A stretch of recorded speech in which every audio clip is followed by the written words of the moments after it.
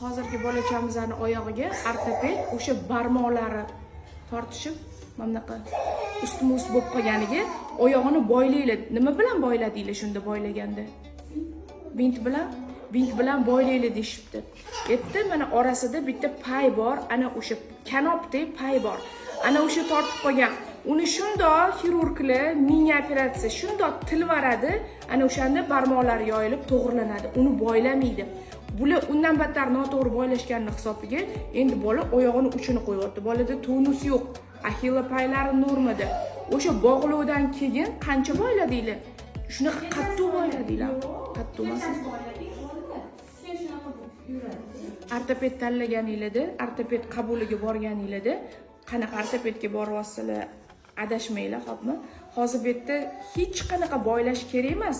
U bunaqa palchiklari tortishini hisobi mana bu yerda o'sha pay tortib